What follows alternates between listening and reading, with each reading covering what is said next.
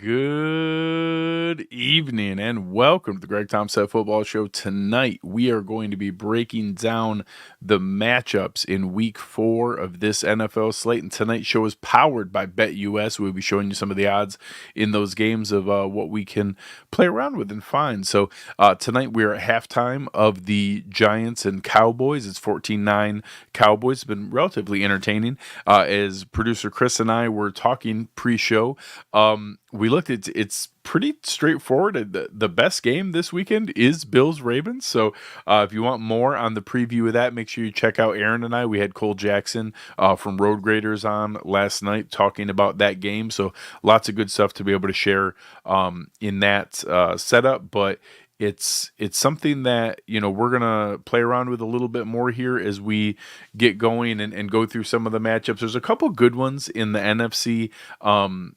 Saints Falcons I think is interesting. Buccaneers Eagles is a pretty solid one. I think that one's going to be interesting to watch because the Bucks kind of came back down to earth a little bit. The Eagles got their wake up call and now have been looking a little bit better, but this is two teams both kind of trying to find their way. But the game I'm going to start with is Minnesota Green Bay.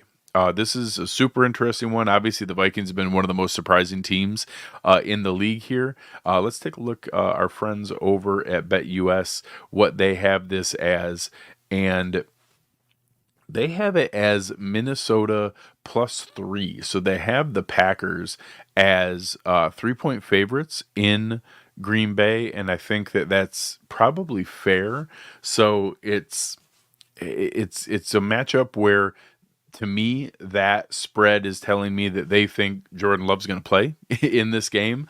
I think that if it was Malik Willis, we'd probably see that a little bit closer to like a pick 'em or a -1. So that to me tells me the sports books think that Jordan Love is going to play. So we'll see where that one goes. If you're interested in putting in some action on this one, make sure you go over to our friends at BetUS. You can use their promo code YouTube150. You get 150% bonus on your first deposit up to $2,000 and 125% on your second and third deposits. Make sure you check them out. Awesome to work with, fastest payouts in the business, super easy to use. But I gotta say, I think I like Green Bay in this matchup. They've been playing tough, and honestly, the biggest change for me is I've simply accepted the fact that Matt LaFleur is just a really good coach. Being able to be in a spot where he's had the challenges that they've had to this point and setting up the play design and the game plans for Malik Willis, who looked completely worthless in some of those games with Tennessee, and to have him look as good as he has the last 2 weeks, I think that he really is more special than I gave him credit for, where I probably gave Aaron Rodgers too much of the credit for that win-loss record of what they had there, and I think he's a stronger coach than what I realized. If you're rooting for some fun upsets, I'm probably going to be keeping track of this Broncos-Jets game because the Broncos looked a little bit better last week when they upset Tampa Bay. This would be a fun one to root for an upset on. I think that's an area that this 7.5-point spread is probably about right. The Jets should be able to control this game and roll them, but I'm certainly going to be rooting for an upset there. Another weird one is this Cincinnati-Carolina game. Obviously, Andy Dalton revenge game is fun, and I'm going to keep rooting for the Bengals to lose. Maybe they'll go 0-4. Again, I don't think they will. I think they should be able to control this game. But I'll be having some fun looking for that one. But I might put that on the quad box here a little bit. This is another one. So obviously we know the Bills just throttled Jacksonville, and they are as desperate of a team as you can have in the league. It's a division game. They've played Houston tough before. Obviously Houston got a bit of a wake-up call last week, and I think that was kind of a humbling loss for them. So I'm going to be interested to see. Again, I think Houston, just like the Jets-Broncos game, I don't think that this is a game where I'm going to expect the Jacksonville to beat them, but I'm curious. It's tough when you're playing a team that's super desperate for a win and now they're in a spot where, they're 0-4, your season's for sure done. 0-3, you're probably already done. But 0-4, you're probably in a spot where your season's completely done. So we'll see. You got some coaches probably fighting for their jobs, and some players, maybe looking to put some film up for somebody else. This is the one that producer Chris had pointed out pre-show. I think the Steelers Colts game is interesting because the Steelers are, they're 3-0 is 3-0. There's no other way around it. But, I think they have like 2 touchdowns on the season in their 3-0 season.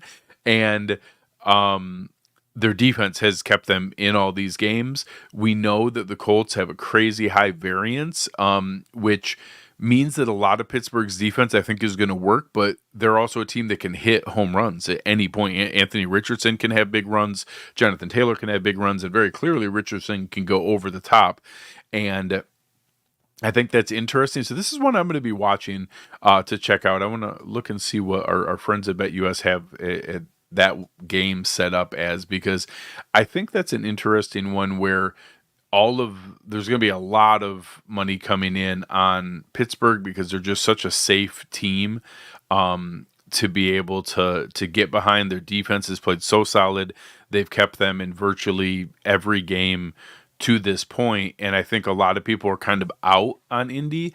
And don't get me wrong, they've been iffy, but here they have it at Pittsburgh -1 in Indy, so you're getting plus odds if Indy were to pull this off. And I think at some point these high variance teams against Pittsburgh, if you hit a couple of the big plays, I don't think Pittsburgh can play from behind. I don't think they're going to come back on people. I think they need to play out front, keep Justin Fields in very controllable situations. So I don't know if I'm ready to call it as a Colts upset, but I'm going to be watching this one that I think a lot of people are assuming that Pittsburgh's a stronger favorite in this game than what they are. And when you see that it's just a -1 spread, I think a lot of people are like, oh, well, that's easy. Pittsburgh's way better than them. And I don't think they are. I don't think they're way better than them. So that's one that I'm going to be monitoring pretty closely.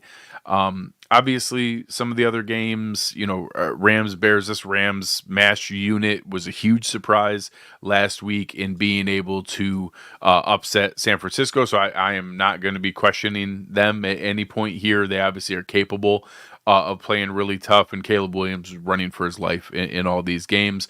One of the most fun games of the afternoon is Commanders-Cardinals. This is one that is not going to be maybe the prettiest football in the world, but I think there's going to be some shootout potential here. The over-under is only at 50.5. I think it could easily go over that. These are two defenses that are not fantastic. Two mobile, fun, modern quarterbacks moving around. So this is one that I'm going to be watching just for the fun of it, because I think it's going to be super entertaining to be able to watch and see where that one goes. I think one of the kind of get right games here is the 49ers getting New England out on the West Coast. New England already got their win early on. They got throttled pretty good by the Jets last week. I think they're kind of coming back down to earth. A lot of people think this might be Jacoby Brissett's last start here before they turn things over to Drake May. So I think that's an interesting one as well to be able to monitor and keep track of where they're at on this game. I think that's going to be probably a beatdown. I don't see that being a very good game. I think that 10-point spread is probably about right. Again, Cleveland, Las Vegas, not a game that I'm going to be super interested in, but my lovely wife will be watching that, my father-in-law. So it'll probably be on upstairs while I'm watching downstairs. And then obviously we'll all be rooting for Harbaugh and the Chargers to give the Chiefs a loss here. I don't see that, but it's a division game. It's in LA. You never know. They got a chance to do it. And again, producer Chris and I were talking pre-show. I think the game of the week, besides Bills-Ravens, which I think very clearly is the best game on the docket on Sunday night, is the Monday Nighter with the Seahawks going to Detroit. That's going to be a super interesting one. Detroit dropped that game early to Tampa Bay. Seattle has found a way to win all three of theirs, but not exactly like Pittsburgh. But I don't think they're quite as strong as their 3-0 record state. So that's going to be an interesting one. They've got Detroit as a 3.5-point favorite. So neutral field, that probably has them at a slightly slight favorite on their side. So that's another one that I'm going to be watching and enjoying as we go through. The final one that I'm going to share is with Tennessee and Miami. I mean, this is very possible. Our friends over here at BetUS have it as even for Tennessee. They have Miami at -1. That's crazy that it's a possibility of Skylar Thompson or Tim Boyle versus Will Levis. I think the rest of this Tennessee team is sneaky talented. I think that they have a chance to be able to really hold on to this game and maybe drive a stake in the heart of this Dolphins season.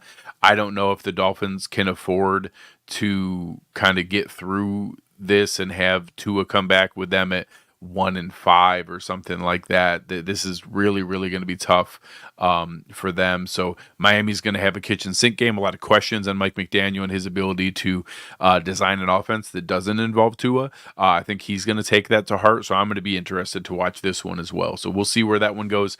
Going to be a lot of fun here. Sunday Night Football is about to kick back off. So we will wrap things up here. But again, make sure you check out our friends over here at BetUS. They have tons of options to go. Again, as we mentioned earlier, use the YouTube 150 coupon code to be able to get up to $2,000 on your first deposit back with 150% bonus on your first deposit, 125% of your second and third deposits. And make sure to check them out as well. But as tonight's show was powered by BetUS, make sure that you please gamble responsibly. Be careful. This was sponsored by BetUS Sportsbook and Casino, and they want you to make those decisions carefully and responsibly. So appreciate you. On behalf of producer Chris, I am Greg Thompson. You've been listening to the Greg Thompson Football Show, and we are out.